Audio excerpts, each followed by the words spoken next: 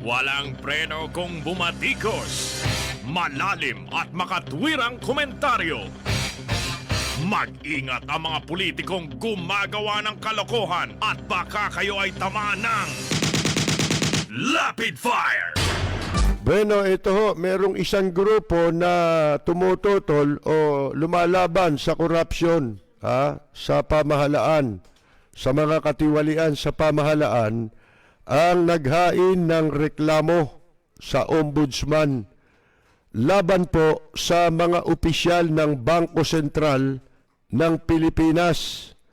At ito po na mga kinasuhan nila, mga kaibigan, ay pinangungunahan ni Central Bank o BSP, Bangko Sentral ng Pilipinas, Governor Benjamin Diokno, dahil sa umano'y maanumalyang kontrata sa isang dayuhang kumpanya para po sa paggamit ng equipment at mga materyales upang makapag-produce ng Philippine Identification Cards. Ito ay sa ilalim ng National ID System. Ayon ho dito sa nagngangalang Ricardo B. Fulgencio Deport, siya po ang tagapangulo ng grupong Stop Corruption Philippines Incorporated, na naghain po ng reklamo. Sabi niya, hindi raw po, yun daw pong bidding process, yung proseso sa subasta para sa gagamiting equipment at materyales dito sa Philippine ID cards, tad-tad po ng questionableng mga ibig sabihin paglabag sa batas. Dahil ang Bids and Awards Committee, kasi lahat ng tanggapan ng gobyerno, meron niyang tinatawag na BAC, BAC, nang ibig sabihin Bids and Awards Committee. Yan po yung magsasagawa ng subasta sa lahat ng ahensya ng gobyerno, sapagkat meron silang kanya-kanyang BAC, lahat ng opisina ng gobyerno. Para sa mga pagbili nila, pagpasok sa mga kasunduan, at meron tayong tinatawag din na procurement law. Di ba nga, yung walang yan si Erap nung araw, natatanda natin na may pinapakiusap na kontratang malaki dyan sa Maynila nung nakabalik na mayor si Alfredo Lim noong 2007. Ano sabi ni Erap kay Mayor Lim? Pinapipirmahan yung kontrata sa basura ng kanyang pamilya. Kumpanya ng kanyang pamilya. Mga kaibigan, alam naman ninyo, sa mga lungsod, ang pinakamalaking pondo riyan, yung po sa basura. Ngayon, sabi ni Mayor Lim, hindi ko maaaring pirmahan yan. Yan yung kinagalit niya kay Lim, di ba, ni Erap. Para doon sa mga hindi nakakalam, ito'y kasaysayan nito. Maraming hindi nakakalam nito. Pero ito'y matagal na nating binabanggit sa ating programa. Dapat hindi tayo nakakalimot, di ba? Yan mga halimbawa.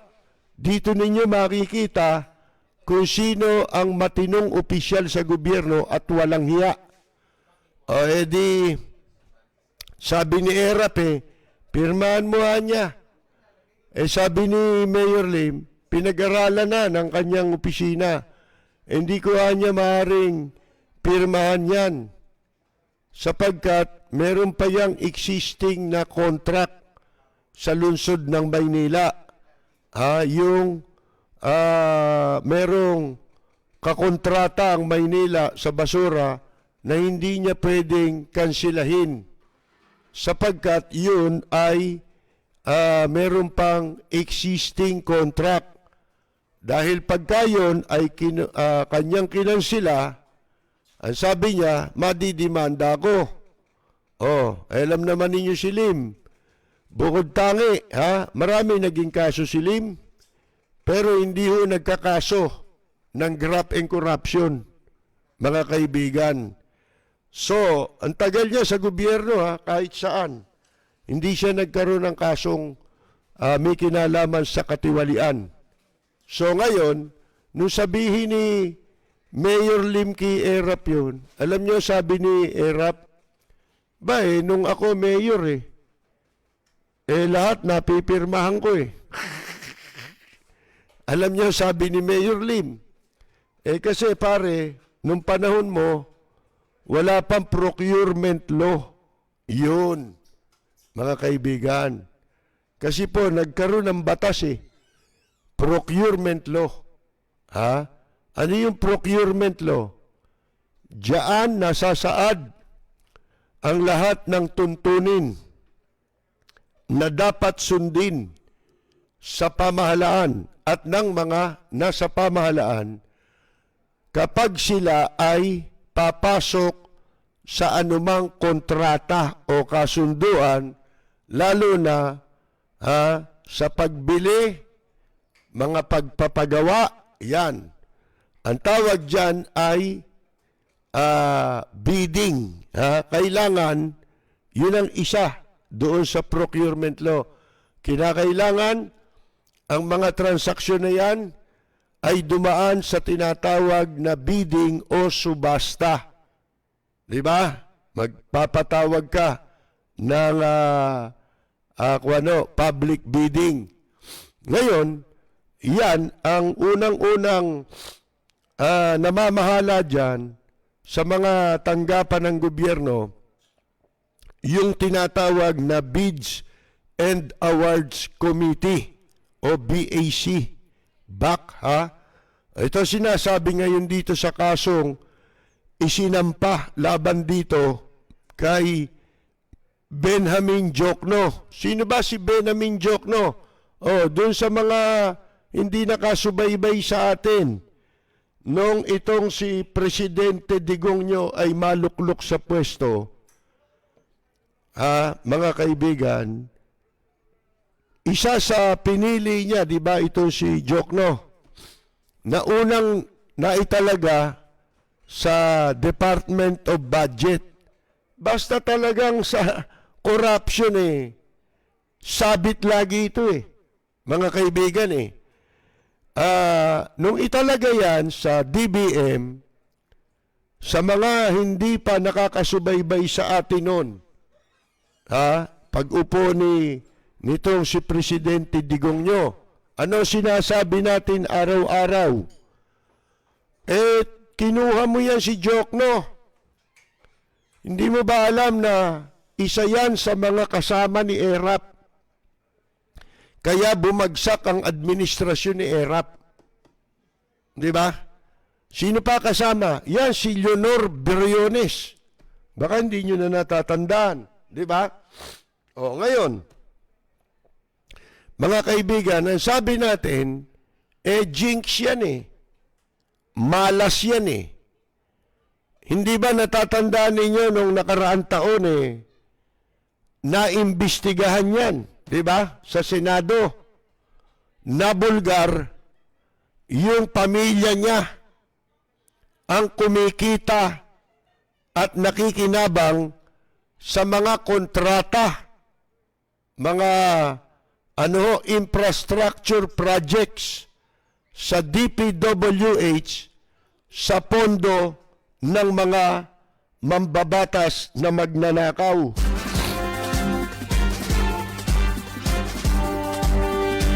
Eto na naman ngayon. Kaya inilipat yan dyan sa Bangko Sentral ng Pilipinas.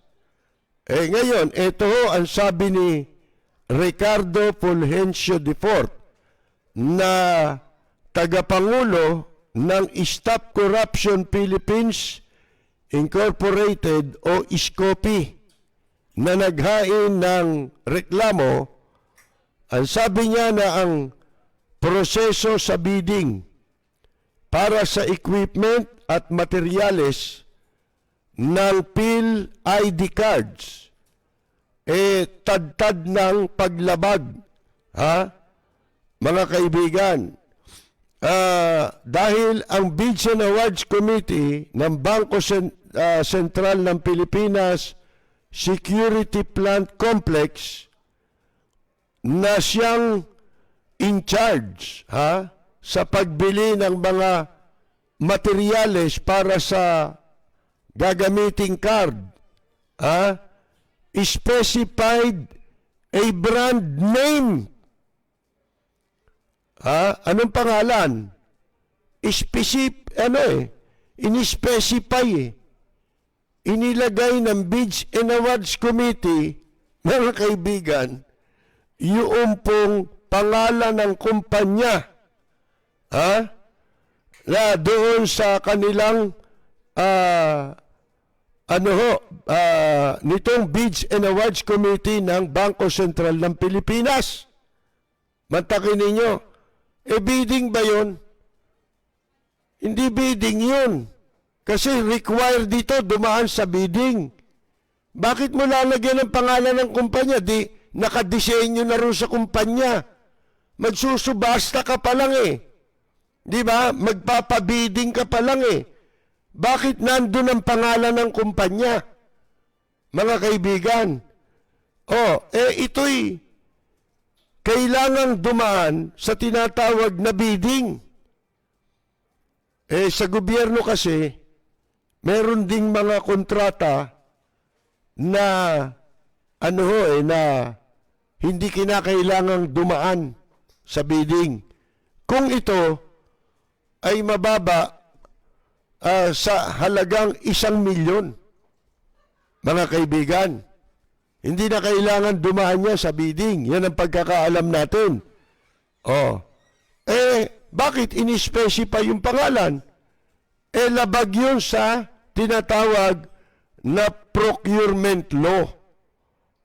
Sabi ni Fulgencio, yung specifications in the BSP's technical specifications and terms of reference show a specific reference to a brand name, that of Kinegram.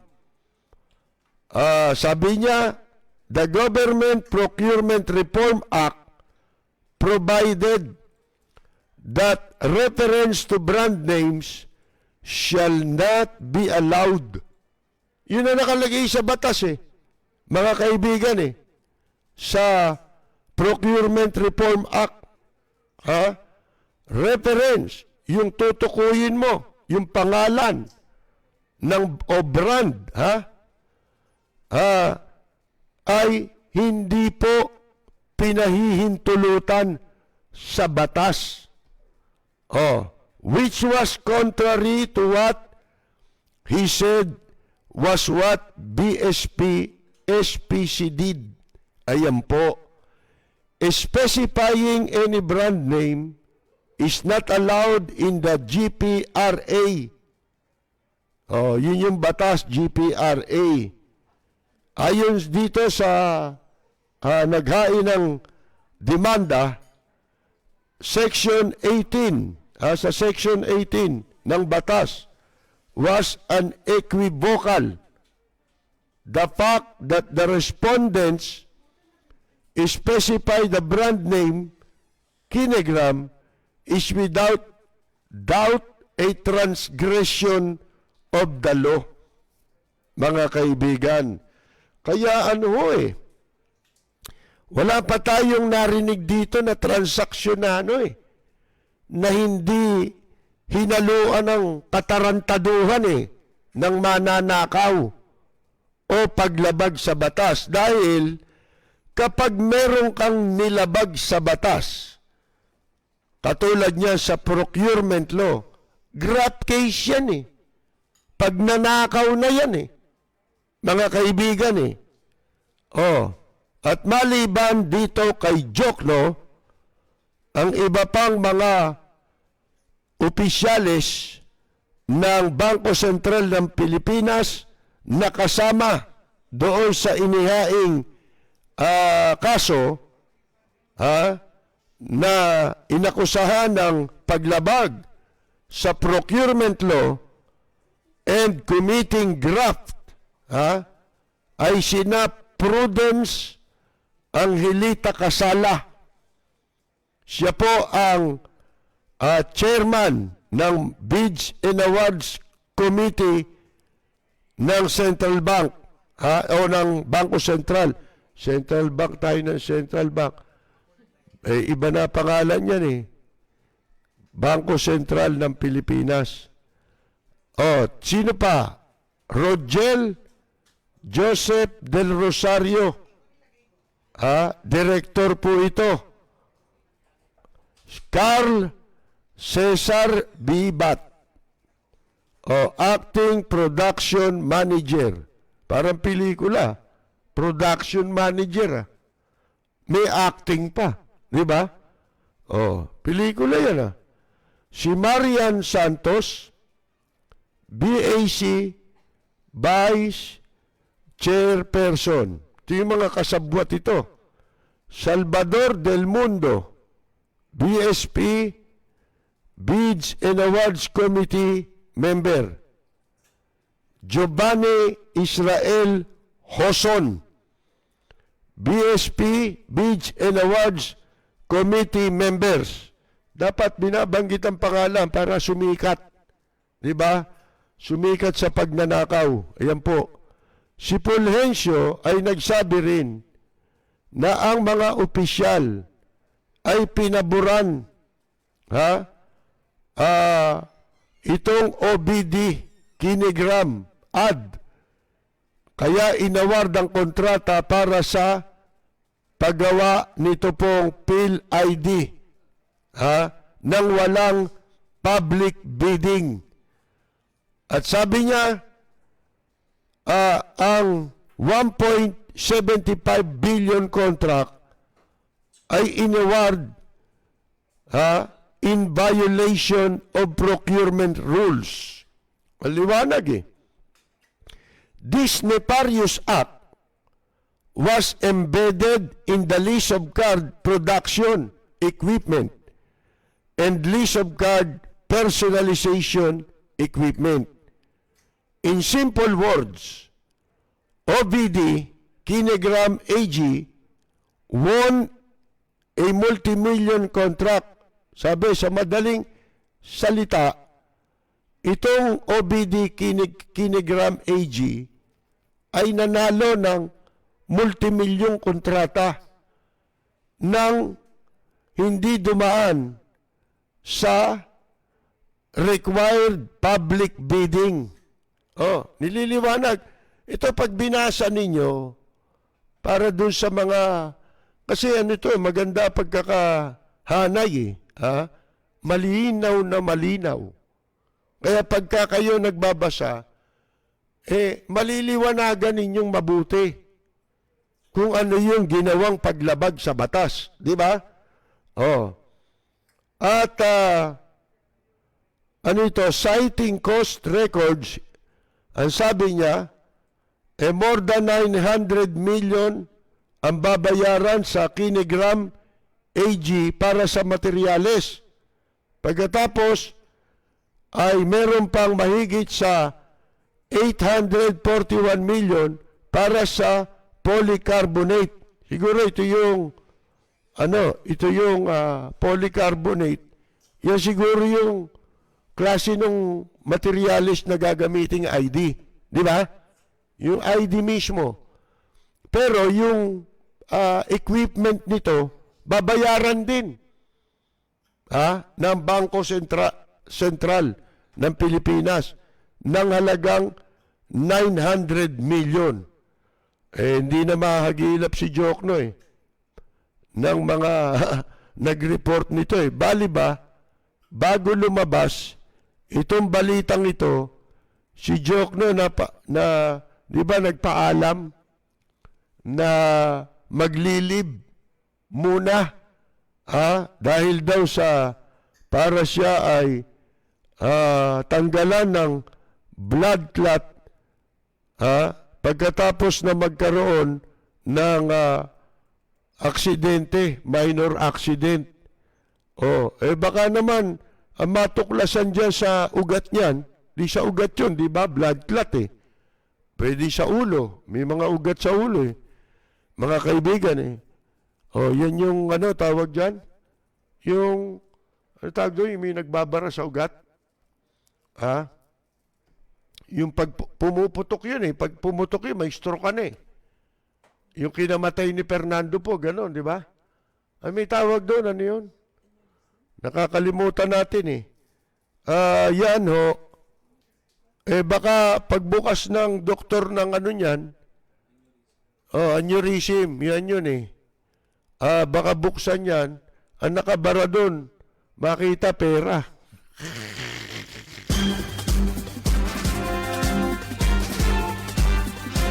Para si Gloria nun, di ba, inoperahan daw sa likod.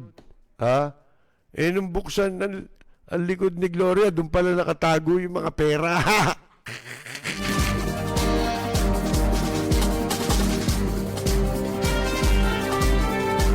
Mga walang iya kayo. Ano sasabihin ninyo walang corruption? Ang liwaliwanag niya, no? Walang procurement. Direktamente na dun sa, di ba, Beach and Award. Siguro, yun na yung pinaka-final nila.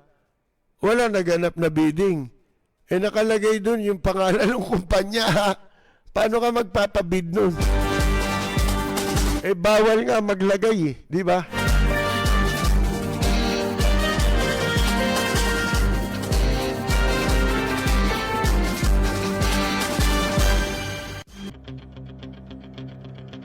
Walang preno kung bumatikos. Malalim at makatwirang komentaryo. Mag-ingat ang mga politikong gumagawa ng kalokohan at baka kayo ay tamaan ng Rapid Fire! Ito namang si Kalida, mga kaibigan, ay pinayuhan ng Presidential Electoral Tribunal. Ito'y kaugnay doon sa katarantaduhan nilang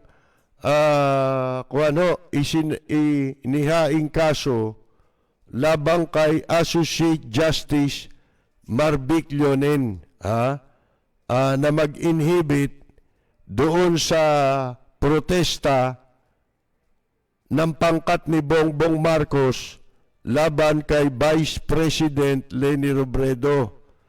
Si Bongbong Marcos na nakapag-withdraw yata ng $200 million sa kanyang pagtakbong Vice President na hindi na yata naibigay yung ipinangako na ibibigay kay Miriam, sa tita Miriam natin, nababanggit ko lang. Ngayon, ito ho, ang sabi ng itong Presidential Electoral Tribunal, ang mga nakaupo dito ay yung mismong mga mahistrado ng Korte Suprema. Sila rin yung PET. So di ba matatandaan ninyo kailan lang ito? Katarantaduhan ginawa nila. Kasama pa si Gadon, di ba? Nandoon to si Kalida. Dito, sumipot dito sa pagdinig ng PET, Ang sabi ng Electoral Tribunal kay Kalida, doon sa inilabas nilang, ewan ko kung resolution niya ng PET, magsagawa ka niya ng maingat na self-examination, conduct a careful self-examination. Yan ang wordings na ginamit ng Korte Suprema bilang payo dito kay Solicitor General Jose Calida na lumahok dito sa panawagan kay Justice Marvic Leonen na mag-inhibit sa protesta laban kay Vice President Leni Robredo sapagkat ang may hawak nito, alam naman natin, bumagsak yung kaso na yan sa kay Associate Justice Marvic Leonen. Pinapa-inhibit nila. Ang dahilan nila, matagal daw. At saka inuupuan daw yung kaso at meron daw itong mga hindi na-solve na kaso, hindi na desisyon ng kaso. Lahat yung pinaliwanag ng dating maestrado na si Justice Antonio Carpio. Siya nagpaliwanag noon na walang nilabag. Hindi totoo yung mga panaparatang nila kay Justice Leonen. Sapagkat si Leonen, siya may hawak ng protesta Siguro, kaya nila pinapa-inhibit para masiguro nila na makakakuha sila ng pabor. Yun lang ang gusto nilang makuha, pabor. Pag hindi pabor, yan, haharassing ka. Hinaharas ka yung kamukha nung ginagawa kay Justice Marvic Leonen. Di ba? Basta alam nila na hindi ka magpapakasangkapan sa kademonyohan, mga kaibigan, haharassing ka nila kamukha nung ginawa nila kay Sereno. Di ba? Ayan. Kasi yun, alam nila, hindi nila mahahawakan sa leeg yun. Di ba? Kasama na rin yun sa paghiganti nila. Sa gusto nilang paghigantihan dahil itong mga ito ay naitalaga sa Korte Suprema, hindi sa kanilang administrasyon. Gusto nila, sila na lang ang mag-a-appoint sa Korte Suprema. Kailangan wala ng iba. Di kawalang yan, ano po. Noong November, ito lamang nakaraang taon, si Calida at si Marcos ay magkasabay, simultaneously, naghain ng magkahiwalay na motion. Pero sabay, nananawagan kay Justice Leonen na mag-inhibit o i-inhibit yung sarili niya doon sa kaso. Bitawan yung kaso. Si Calida, sabi who is supposed to represent the Republic of the Philippines, invoke its status as People's Tribune. Yan pala ang ginamit niya para siya maka-eksena dito sa pagpapa-inhibit kay Justice Leonen. Gumagamit siya para magkaroon siya ng personality sa pag-epal o pag-eksena. Ginamit niya yung People's Tribune.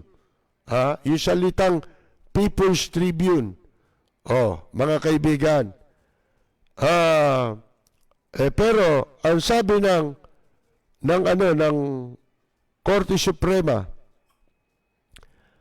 at ng Presidential Electoral Tribunal in a strongly worded decision, sinabi na the status as Tribune of the People should only be involved in the Republic of the Philippines, is a party to the case. In the poll protest, it is not. Mga kaibigan, poll protest ito niliwanag pa ng Presidential Electoral Tribunal na si Calida, kung siya ay tunay, genuinely concerned, tunay na nagmamalasakit tungkol sa protracted resolution of the protest, and its effect on the people who deserves nothing less, then, sabi ng Korte Suprema, he should have confined the issue to the supposed delay in the resolution of the protest, as this was the only matter with relevance to the public. Kung ano sinasabi mo, inhibit. Eh, nirireklamo lang ninyo, delay. Di ba? Doon ka na lang sana nag-confine. Hindi yung kung ano mga sinasabi ninyo. Si Justice Leonen, walang salin. Eh, pinaliwanag din ni ano yun, ni Carpio, ni Justice Carpio, na yung kinu-question nila na salin ni Justice Leonen, nung siya'y nagtuturo pa sa University of the Philippines, mahigit na 10 taon yun eh. Under the law, yung salin, merong ano yun, may prescribed period yun. Nag-lapse na yun eh. Expired na eh. Kumbaga, may taning na panahon lamang.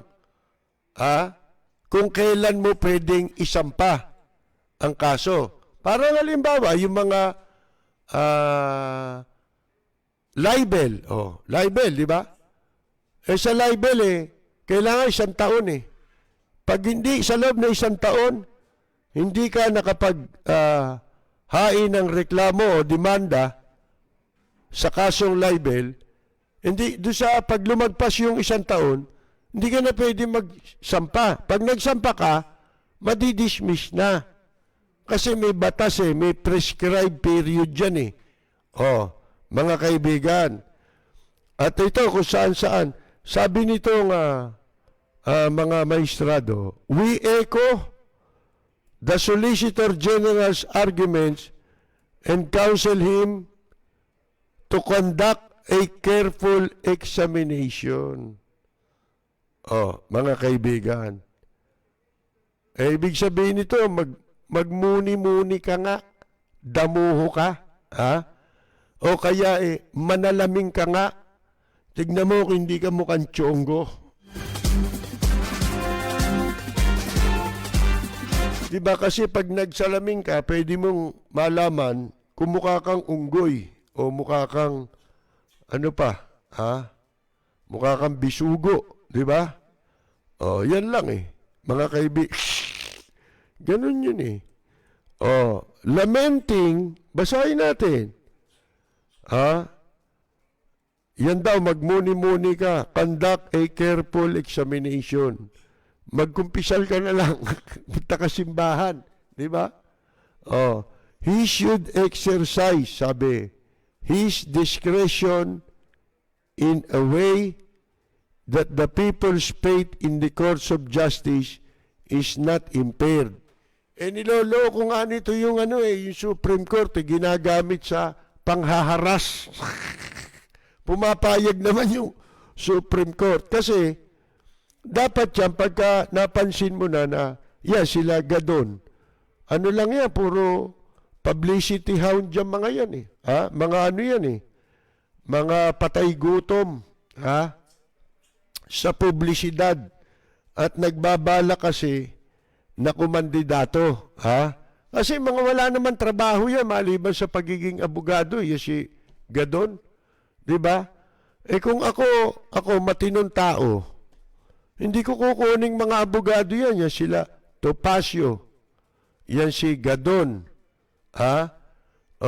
Sino pa? Si Panelo. Lalo-lalo na. Di ko kukunin yan. Talo ka. Dapat nga, apelyido niya, patalo Marami na naipatalo yan Si Salvador naipatalo kaso. Tanungin niyo si Mama Mary, si Mayor Sanchez. Sipin niyo, tumanda sa bilangguan, Gusto niyo ba mangyari sa inyo yun,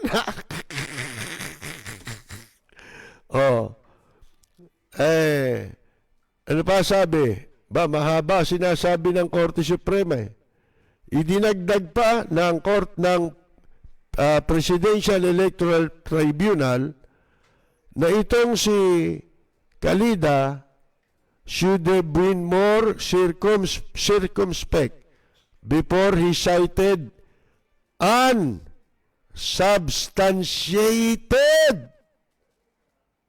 Oh, mga kaibigan, unsubstantiated. Ha? Oh, mga kaibigan, ibig sabihin tira lang ng tira ito Ha? Walang pinanghahawakan Ang kanyang ginamit unsubstantiated news articles referring to an article from the Manila Times na walang bumibili. At walang nagbabasa. Oh, mga kaibigan, that mentioned Leonen's reflections that pushes for the dismissal of Marcos poll protest. Oh, mga kaibigan, gusto i-impluwensyahan yung desisyon Yan naman talaga purpose nila Impluwensyahan ang desisyon pabor sa kanila. Yun. Para pumabor sa kanila. Diba? Yung protesta nyo, wala naman yun Oh. Wala naman napatunayang mga reklamo nila na sila'y dinaya. Hindi nagtagumpay. Dito natin tirahin. Hanapan natin ng butas. Ultimo butas ng puwit ni Leonen. Tignan natin, baka may bara. Diba? Yan ang gusto nilang mangyari. Naghahanap ng ibang issue. Ano tawag doon? Pamimersonal. Panghaharas. Panggigipit. Como sila ay kinukonsinte ng kanilang amo. Sino? Ni Digong nyo. Kasi makakapagpagulo kayo makaka-divert kayo ng issue. Yan lang naman ang purpose ni Digong nyo kay Bongbong Marcos Diba? Ang tao, hatiin nila. Pag-awayin yung, pabayaan yung mag-away yung kampo ni Robredo. Pagka si Vice President Robredo tahimik lang, guluhin natin. Yan, nagsalta na naman si Bongbong. Si Bongo. Diba? Na kesyo dapat daw ipakita rin ni BP Robredo na nagpapabakuna siya. Kung pwede raw, sabay sila. Sabay daw. Walang pinaguhugutan Mga kaibigan, kung hindi, ang atensyon, gamiting deodorizer nila sa mga katiwalian sa gobyerno. Yung nananahimik na tao, hindi naman nila pwedeng dapat isali, mga kaibigan, sinasali. Kasi, si Vice President Leni Robredo ang pinakamalakas na contender sa presidency. Gagawin ba nila yan kung mahina si BP Robredo? Alam nila na wala nang naniniwala sa kanila. Kaya sinisiraan nila si Vice President Robredo, mga kaibigan, dahil alam nila na yan ang pinakamalakas na contender sa presidency.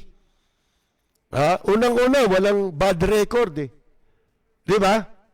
Siyempre, sa mga politician, yung mga gustong kumandidato, ikaw, kung ano-ano lang ang iimbentuhin mo muna, di ba? Mag-iimbento ka, kung may balak kang kumandidato sa 2022, mag-iimbento ka ng gimmick, di ba?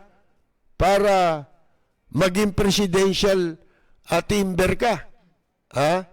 Si Vice President Robredo, kaya siya na po yung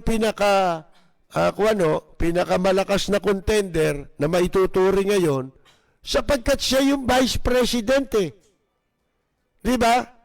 Kung ikaw, senador, Wala ka naman napatunayan. O, tapos tatakbo ka. Ha? E di siyempre, iisip ka ng gimmick para ka mapahanay doon sa mga possible contender sa presidency. Ngayon, kung naglalakas-lakasan ka lang ng loob, eh kung ano yun, malabo ka, magkaroon ng tsansa. Di ba? Oh, sana kung ang kwalifikasyon mo kamukha ng kwalifikasyon ni Justice Carpio, kahit hindi tatakbo, yun ang ginagamit kong pamantayan sa pagtakbo ng mga presidente.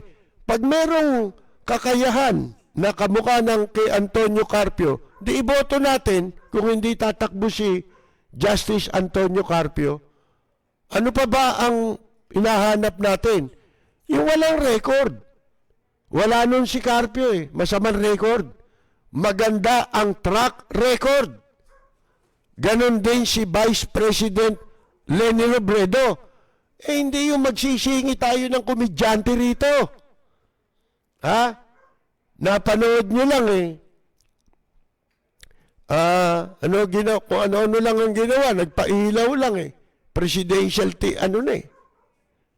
timber na sa kanila Hindi pa presidential timber yun, presidential lumber lang yun. Ha? Mga kaibigan. Oh. Dito basta may nakitang isang kagandahan lang na nagawa, nagpailaw. Ba, pwedeng presidente ito. Yan ang magiging natin susunod natin presidente. Ito naman mga gagong SWS na mandurugas din, hinahanap buhay ang panluloko sa publiko tsaka yung Pulse Asia. Oh, gagawa ng survey. Kasama na yung nagpailaw ng karsada. Sa mga tatakbong presidente, mga kaibigan. Wala Hindi yung tinitignan, hindi yung track record Kundi sino ba ang dito?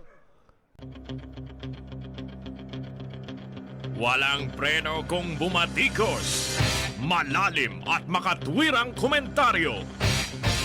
Mag-ingat ang mga politikong gumagawa ng kalokohan at baka kayo ay tamaan ng Rapid Fire!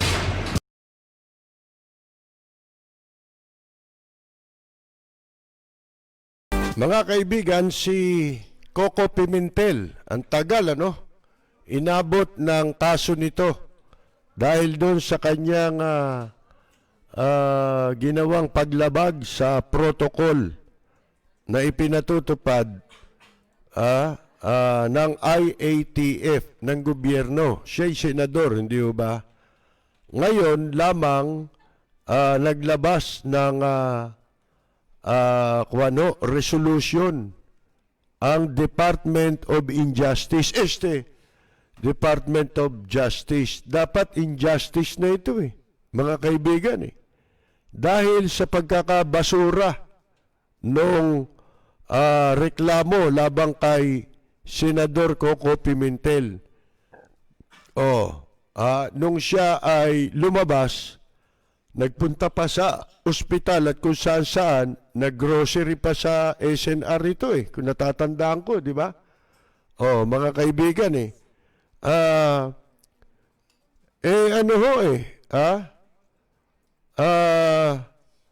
dinismiss ng Department of Injustice yung pong kaso laban dito kay Coco Pimentel. Ang sabi ng Office of the Prosecutor General, yun daw complaint na inihain ni lawyer o ng abogado si Rico Quicho labang kay Pimentel for violation of Republic Act 11332 ay ibinasura due to lack of probable cause. Ano yan? Probable cause yan. Pagka walang probable cause, di probable cause. Mga kaibigan, di ba ho? Isipin ninyo, katakot-takot ang mga pinarusahan nila, di ba? sa paglabag daw ng quarantine protocols, mga kaibigan. Natatandaan niyo pa yung isang reporter, di ba, ng isang network na nagbibisikleta sila at sila'y huminto para bumili ng tubig sa tindahan at nung makabili ng tubig, siyempre iinom. Alangan namang uminom naka-face mask, di ba? Kaya tinanggal niya muna face mask niya. Abay nadaanan ng pulis na kursunadahan. Dito kursunada na wala nang batas Walang hiya na di ba? Walang hiya na napresinto yun. Dinala nila sa presinto. Yung reporter na yun. Pagdating doon, kaya nila pinalaya, hindi dahil sa walang nilabag na protocol, kung hindi, dahil reporter yun. Malelechi sila, di ba? Talaga naman nalechi sila ron Pero makapalang mukha ng mga pulis, di ba? Hindi naman tinanggal yung mga gagong humuli ron. Dapat yun, tinatanggal yun Di ba? Ignorance of the law excuses no one. Ignorance of the law yun Pwede ka bang uminom na naka-face mask? Di ba? Yung dating sundalo na binaril na lang, patay. Di ba? Mga kaibigan, walang awan, pinatay. Pinalalabas pa, may baril. Ikaw papasasamain Pinatay ka na ng walang dahilan, mga kaibigan, pagkatapos senador, absuelto. Dumaan ka pa sa proseso Ang sabi yata dito, yun daw, ibinasi lang daw sa pahayagan yung pagkakasampa ng kaso. Kahit ba yun ay ibinasi sa pahayagan, hindi naman yung fabricated Totoo namang pangyayari yun Kaya nalagay sa pahayagan. Hindi ka mukha nung ginawa nitong sina Kalida at nitong sina yung isang gago na nagpapanggap na crusader. Dapat yun ipa-drug test. Di ba yung nagain ng kaso labang kay Associate Justice Marvic Leonen. Ang pinagbasihan doon, periodiko. Pero yung article na ginamit nila para kasuhan si Justice Leonen, fabricated Yung nagsulat, hindi nag-research. Hindi, wala siyang ginamit na mga basihan. Hindi katulad nito, itong kay Coco Pimentel, totoong periodiko nga ang pinagbasihan ng Kicho. Pero, yung lumabas sa periodiko, totoong nangyari. Si Coco Pimentel, totoong nagpunta sa ospital. Ano katunayan? Yung ospital mismo ang naglabas ng statement. Kinokondena yung ginawa ni Coco Pimentel.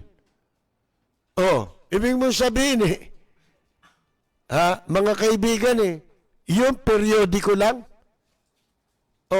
Ano yun? Inimbento ng periodiko yung statement ng ospital? Ng Makati Medical Center? Inimbento ba yun? Hindi inimbento yun. Talagang ganon ang pagre-report.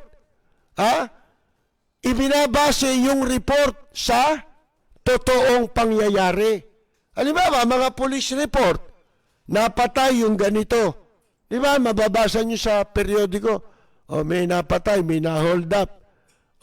Yung ba hindi totoong nangyari? Paano yun? Halimbawa, nagdemanda yung sinabi mong magnanakaw doon sa nangyaring nakawan. Sinulat mo ngayon.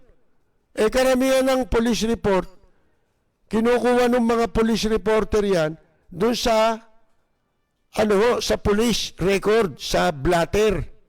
Hindi ba? Oh. Ngayon, kung nagdemanda yon, kasi nasangkot yung pangalan niya sa pagnanakaw lumabas sa periodiko. Sasabihin mo ba, periodiko lang yon? Ha? Bakit mo sinulat yan? Ha? Oh, mga kaibigan. Di syempre, kaya sinulat ng reporter yon, totoong nangyari yun ayon sa police report. O, isipin mo, pagka yun ba nagdemanda, ikukumbik nung hukuman at saka sasampahan din ng kaso ng piskalya yung reporter dahil dinimanda siya nung magnanakaw? Ha? Kagaguhan yan. Mga kaibigan, di ba katakot-takot ang statement na lumabas dito? Hindi lang isa Hindi lang isang beses naglabas ng official statement. Kaya nga yan nalaman Dahil mismong mga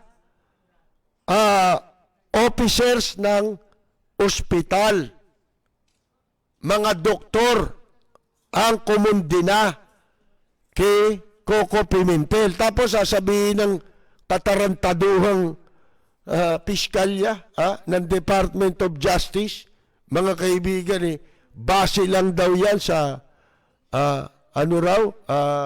news report.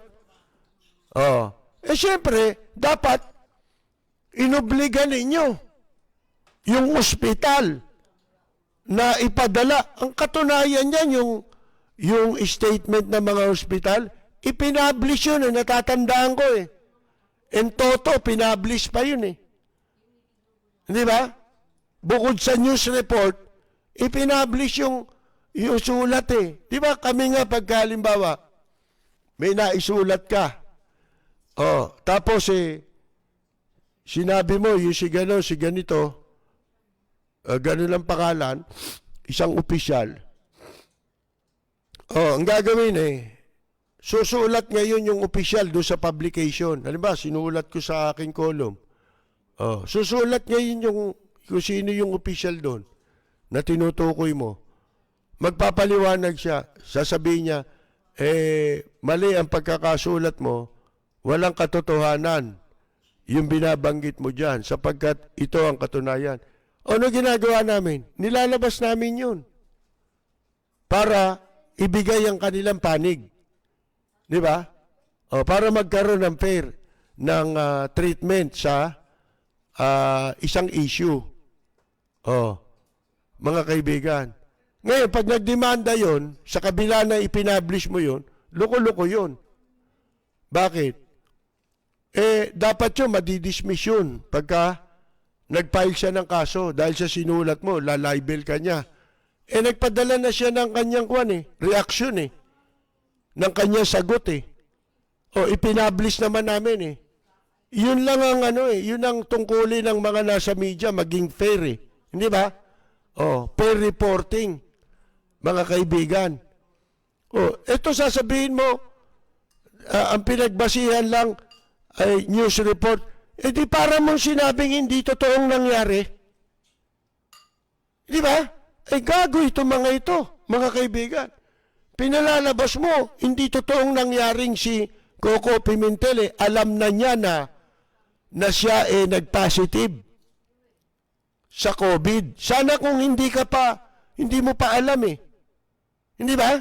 Yun alam na niya kaya nga nagalit yung ospital, yung mga doktor, sapagkat alam na ni Coco Pimentel na positive siya. Merong nakatawag. Bakit nandyan yan? Alam na niya na inform na siya ay positive sa COVID-19. Hindi ho ba? Yun ang mga naging usapan noon, lumabas sa balita. Ano sasabihin mo? Alam nyo, kalokohan yan. Yung pagkakadismiss na yan. Ano tawag dyan? Kaya dapat hindi Department of Justice yan Department of Injustice. Compartmentalized justice yan Mga kaibigan selective Hindi mo nga mabilang eh. Ang dami-dami na niyang, kung takutin ninyo yung mga tao eh, di ba? Pagtatakutin ninyo eh. Kung hiyain ninyo, may mga napapatay pa. Oh, mga kaibigan, sipin mo, isang retired na sundalo, naglingkod sa, nagserbisyo yun, nag-alay ng buhay. Sana kung kamukha nila Lorenzana yan. Na ang pinag-iinitan eh, mga estudyante sa UP. At kung saan-saang universidad, tinatakot. Kasi daw eh, baka raw, ito raw mga eskwelang ito eh, dyan daw nagre-recruit yung MPA. Kasalanan ba nung nire-recruit yun? Di ba? Parang yan, illegal recruitment eh. Hulihin mo yung illegal recruiter. Bakit mo hulihin yung biktima? Ang kailangan yung gawin, paganahin nyo yung utak nyo. Yun ang hirap sa mga nasa gobyerno ngayon eh. Hindi nila nalalaman, binigyan sila ng utak para gamitin. Hindi para gawing dekorasyon. Mga kaibigan. Isipin mo, di mag-isip kayo ng paraan. Paano kayo makagagawa ng paraan upang hindi maligaw ng landas yung mga estudyante? Hindi ba? Yun ang gawin ninyo. Hindi nyo magawa eh. Kasi bakit sila nahihikayat? Bakit may mga nahihikayat na sumama? Mamundok. Kasi totoo yung nangyayari na sinasabi. Alam niyo naman eh, ang pagdoktrina ng mga kaliwa eh, yung kahirapan, yan ang iano sa tao. Yung injustice, kamukha nito. Paano hindi mag-MPA yung mga tao? Nakikita walang katarungan. Hindi ba? Yan nga yung sinasabi ni mga nagre-recruit eh. Mga kaibigan, kaya madaling matangay. Itong mga kabataan. Hindi nila nakikita kagad kung yung tunay na agenda. Di ba? Sa likod noong mga ginagamit na doktrina sa kanila. Mga kaibigan. Isipin mo ito, laking kalokohan ito.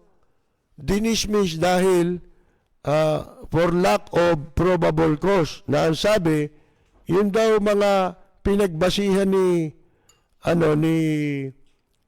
Kicho nung abogadong naghain ng formal na reklamo labang kay Coco Pimentel ay ibinasi lamang sa news report. Kahit ba news report yun, totoo nangyari yun. O hindi ba itong ombudsman, madalas natin sinasabi, ano tungkulin niyang ombudsman sa katotohanan lang? Pagdating sa pagkakaso, para makasuhan yung mga magnanakaw. Hindi naman kailangang may formal na mag-complain sa kanila. Base lamang sa report. Halimbawa, may sinulat ka sa periodiko, kahit kapraso lang, nasa ganitong tanggapan, may mataas na opisyal. Nagnakaw itong hinduropot na ito. O kung ano mang kasalanan niya. Kahit di mo siya pinangalanan. Sa totoo lang, kung talagang magtatrabaho ang ombudsman at susundin nila ang kanilang mandato, mga kaibigan, hindi na kailangang, kung talagang ang nasa sa isip nila, ang intensyon nila, tulungan ng ating bansa na malipol ang mga magnanakaw, kawatan sa gobyerno. Kapiraso lang. Ano ba gagawin nila? Hindi naman nila kaagad kakasuhan ka eh. Gagawin lang nila yung tungkulin nila eh.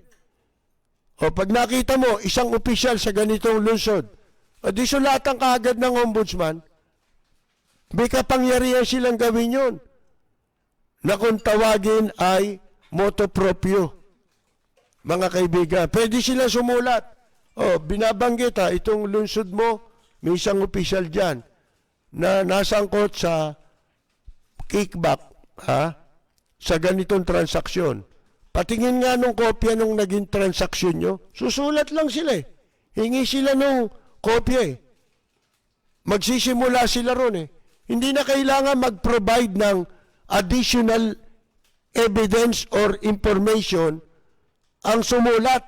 Pero pwede nang umaksyon, motu proprio ang ombudsman.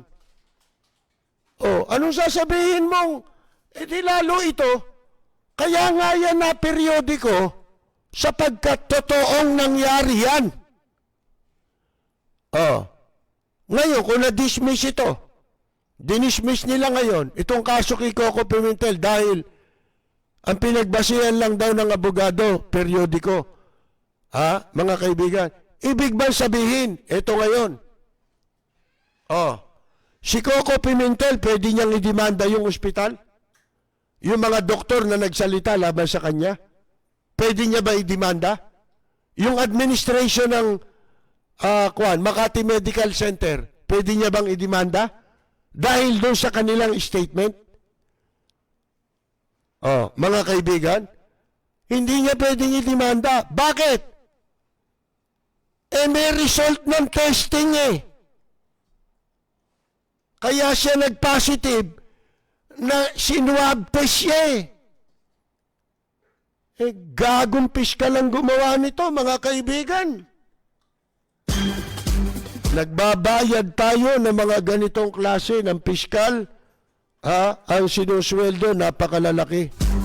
Base raw sa periodiko. Kahit na yan ay nagbase sa periodiko, kung yan ay totoong nangyari. Tungkulin nyo ng piskal. Sana pinakuha ng piskal. Nasaan yung kwan? Yung swab test mo, Senator Pimentel. Anong pecha ito? Wala eh. Sinadya eh. Talagang ibinitin lang eh. Tapos, nung malamig na, pinalamig lang, tsaka nila nilabas. Ako, wala akong against dito kay Coco Pimentel. Pero ito, magandang example eh. Hindi naman sinabing ibilanggo nyo yan. Hindi naman sinasabing hinahanap ng taong bayan, bitayin nyo yan, o kaya ibilanggo nyo yan. Makakita lang ng parusa. Di ba? Na totoo naman dapat siyang parusahan. Sapagkat, gobyerno nagpapatupad ng batas eh. Sa batas, lahat tayo sakop doon. Lahat ng tao, kaya nasa gobyerno ka, kaya wala ka sa gobyerno. May batas lahat yan. Mga kaibigan. Sipin ninyo, ito na yung pagkakataong ipakita nila eh. Kaya sino maniniwala sa inyong walang human rights violation? Paniniwalaan pa ba kayo? Lalo ngayon, nakaupo na si Biden. Naantay na lang natin. Ano mangyayari? Si Percy Lapid, Bumabanan.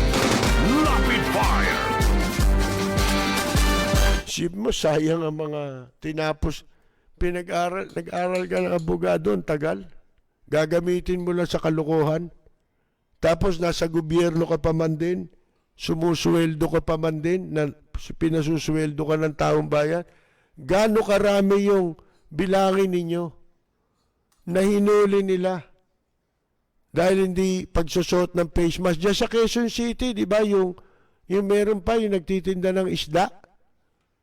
Binugbog eh. Pinaghahataw eh. Ng mga hinduropot na barangay kupal. Diyan sa Quezon City. Nakakapiranggot yung kapangyarihan eh. Lintik eh. In-exercise eh. Nag-exercise ng authority. Sipin mong gulpihin mo yung nagtitinda ng isda. Paglabag sa protocol. Yun ba ang katumbas na parusa sa paglabag sa protocol? Bakit ito? Ito formally. Pinaila ng kaso eh. Ito na yung mga pagkakataon eh. Na dapat pinakikitang gumagana ang batas eh. Kaya wala na kayong credibility itong gobyernong ito, itong administrasyong ito. Saan magnanakaw ng credibility ito? Yun ang hindi nila kayang nakawin ngayon. Yung credibility. Yung pera nananakaw nila. Pero yung kredibilidad, magnakaw kayo niyan para bumalik ang tiwala ng taong bayan. Ewan ko kung saan kayo kukuha. Si Ka-Percy Lapid, bumabanat. Lapid Fire! Etong, di ba, nagtataasan, kagulat-gulat ang pagtaas ng halaga ng mga bilihin, mga pagkain. Nakita ko kanina may nag-post ng repolyo, isang pirasong repolyong maliit.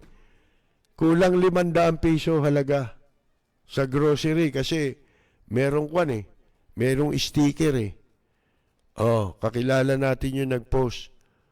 At sili, umabot sa 1,000, di ba? Ngayon yata, mura na, 900. 1 kilo siling labuyo, mga kaibigan. 1 kilo, ang mga isda, nagtaasan. Lahat na, nagtaasan. Ito raw ay balak na paimbestigahan ng Senado, o magsasagawa sila ng pagdinig para alamin ang kailangan gawin para ma-stabilize yung lower food prices, sabi ng isang senador. Alam nyo, napakaraming dahilan, pero unang-una para sa atin, napakinggan nyo si Roque noong isang araw. Di ba yung pinaliliwanag niya, dinidepensahan niya yung kurakot sa bakuna ng incheck. Sabi niya na wag na tayo maging mapili kasi ang justification niya ito. Mga baluktot na eh. Ang sabi niya, ngayon? Magrereklamo pa kayo? Anong produktong hindi nyo binibili ngayon galing China? Ba kami hanggat maaari, pag China, hindi kami bumibili. Kami Ngayon, yun ang sabi niya. Aminin natin, lahat ng produkto ngayon, galing ng China. Alam ba ninyo, na yung pagsasalita niyang yan, hindi niya alam ang sinasabi niya eh. Pinapahamak niya sarili niya at saka itong kanyang administration. May masabi lang sila, di ba? Para bigyang katwiran yung nabuko, yung attempted kickback, overpricing sa bakuna ng China. Masama ho yung sinasabi niya. Sa kanya na mismo nang galing na lahat ng produkto galing China. Iyan ang dahilan kung bakit nagtataasan ang mga bilihin dito sa Pilipinas. Wala na tayong produksyon. Kinonsinti na ng gobyerno, parang sinabi ni Roque, smuggled na yan eh. Wala silang ginagawa sa smuggling, kaya bumabaha ang produkto ng incheck dito sa Pilipinas. Wala tayong agrikultura ng matatawag. Ultimong, ang bigas natin ay pinayagan nilang angkatin kasi dyan marami yumaman ang kasama ni Presidente Digong nyo. Dyan marami nagpayaman, di pa siya presidente. Nagbilyonaryo dyan sa bigas eh. Mga kaibigan eh. Lalabas din niya katotohanan yan pag wala na sila sa pwesto. Isipin ninyo yan. Yan ang masama na pinangangambahan natin dati. Di ba? walang ginawa ang administrasyong ito para sa kapakanan ng kanyang sariling bansa at sariling mamamayan. Hindi pinagmamalasakit ang mamamayan. Ang seguridad ng pagkain, wala tayo. Tapos ito, magdadaldalang kayo dyan sa Senado. Para saan yan? Yan gagawin ninyong yan. Mga kaibigan. Pagka hindi natin alam kung ito'y idinidikta ng mga manipulator, para na sa ganon, bigyan daan ang pagpasok ng lahat ng produktong agrikultura dito sa Pilipinas. Totally, mawala na ang agriculture dahil tatayuan na ng inchik itong Pilipinas Mga kaibigan. Yan ang katunayan Yung masyadong impluensya na ng inchik ang umiiral dito sa Pilipinas sa tulong ng mga nakaupo sa gobyerno. For all you know, yan, sinadya yan para yung mga produkto, kasi pag galing ng China, mura. Basura sa kanila yan Sobra nila yan Di ba? Mga kaibigan, dinidiscourage na ang sariling produksyon dito sa Pilipinas. Hindi katulad no kay Marcos. Meron nga tayong dyan, di ba? Yung tinatawag na FTI, yung food terminal na pinatayo ni Marcos para ang mga pagkain hindi masira. Hindi tayo mawawalan ng pagkain. Pwedeng i-imbak sa food terminal ang mga pagkain. Ano ginawa ng mga nakaraang administrasyon? Binenta yan Mga kaibigan Ipina-private nila, binenta sa pribado. Wala namang ginawa ito na ultimo nga galunggong, di ba? Tapos si Soto para makapagsipsip, baka daw yung galunggong na galing China, pumunta rito sa sa Pilipinas. Naka-jacket. Maginaw sa China Pagdating dito, mga kaibigan, nakarating dito yung galunggong. Siguro naman hindi mabubuhay sa mga dagat na malapit sa China yung galunggong. Di natin alam. Kasi ang alam ko, merong mga isda na kaya lang mabuhay sa mainit na lugar. Hindi mabubuhay sa mga malamig na lugar. Di ba? Merong isda, yung mga malalamig na lugar, hindi pwede mabuhay sa karagatan natin. Di ba? Laking katarantaduhan ito si Iskul Bukol Si Tito Soto.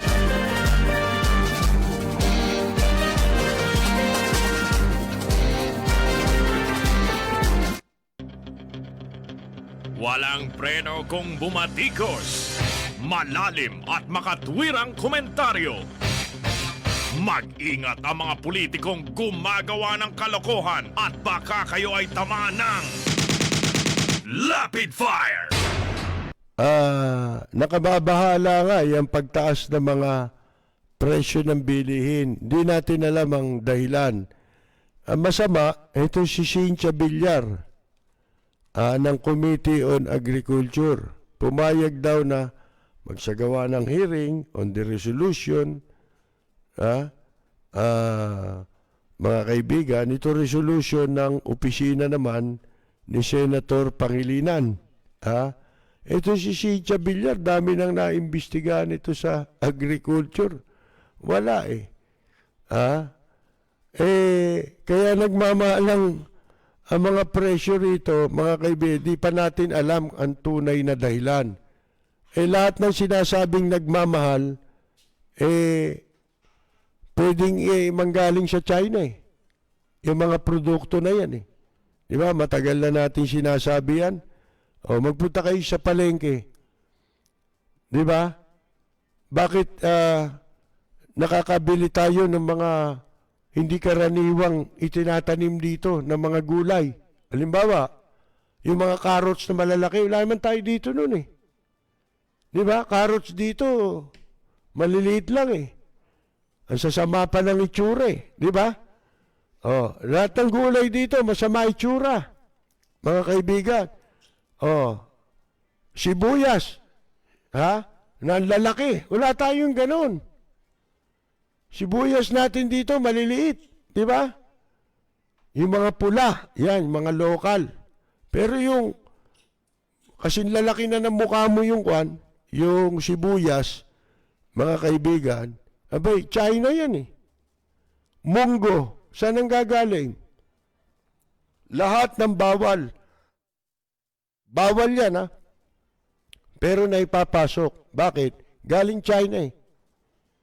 Oh, kaya ako, isa sa pwedeng possibility rito, totally i-discourage na ang pagtatanim dito sa Pilipinas. Dahil yung mga bukid, ginagawa ng subdivision nila, bilyar yan eh. Ha? Ang mga inchik, di ba?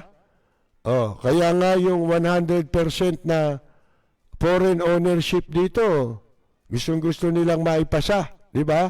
Sa pamamagitan na ngayon ng charter change. Kasi hindi nila pwedeng ipasa yung batas na ginawa nila sa Kamara eh. Kaya ako, suspecha natin, gawa na yung gusto nilang ipasa eh, di ba? Na konstitusyon, mga kaibigan. Kunya-kunyarian na lang ito, mga usapan. Pero, yari na yan eh, kasi yari na yung eh. Matagal ko nang binabanggit, di ba, yung 100% foreign ownership dito sa Pilipinas, nalabag sa konstitusyon. Kasi yung provision sa konstitusyon, yung provision sa ownership, foreign ownership, nasa saligang batas yan. Hindi pwedeng gumawa ang Kongreso niyan ng batas na magbabago ron unless babaguhin mo ang saligang batas. Aamyendahan mo ang saligang batas. Ang suspecha lang natin dito, mga kaibigan, merong masamang epekto na mangyayari dito. Oh, wala nang hindi tayo i-import dito. Lahat smuggling na. Todo-todo na yan. Ang makikinabang, pawang mga nasa gobyerno na lang. Ang mga Pilipino, wala nang pagpipilian, kundi tanggapin ang tanggapin. Ang gustong gawin dito nitong kasalukuyang administrasyon. Yan ba, nag-iisip ba yan? Hindi niya ba alam na darating ang isang pagkakataon, katulad nitong pandemya? Paano kung tumagal yan? Hindi ba? At magkaroon ng lockdown lahat ng bansa. Wala na munang papasok. Di ba? Nangyari yan na wala munang mga kargamentong papasok. Di ba? Wala muna yan. Di maapektuhan ng mga importation. At dahil dyan, pagka nangyari yan, ay sisiguruhin ng isang bansa, halimbawa, yung mga pinagkukunan natin ng bigas. Sisiguraduhin muna nila na dahil merong krisis, yung sarili nilang pagkain, sarili nilang mamamayan, ang kanilang iisipin, bago sila mag-export ng kanilang produkto. Tatago nila yan kasi kailangan ng tao nila yan. Di ba? Kung hindi ka dumating yung pagkakataon, hindi ka pwede magtanim. Di ba? Ng bigas. At yung krisis na lang. Di ba? Hindi sila magbibigay sa atin ng pagkain. Pag dumating yung pagkakataon na yan, mamamatay tayo na nakadilat ang mata dito sa Pilipinas. Wala ka nang kakainin. Di ba? Kasi lahat pinakukumpetisya ng mga magnanakaw sa gobyerno. Kumikita sila dyan eh. Sipin mo yung sibuyas na imported, mas mura yun kaysa sa local. Di ba? Lahat ng mga produktong imported, especially galing China, kahit kontaminado ng kung ano-ano sakit yan,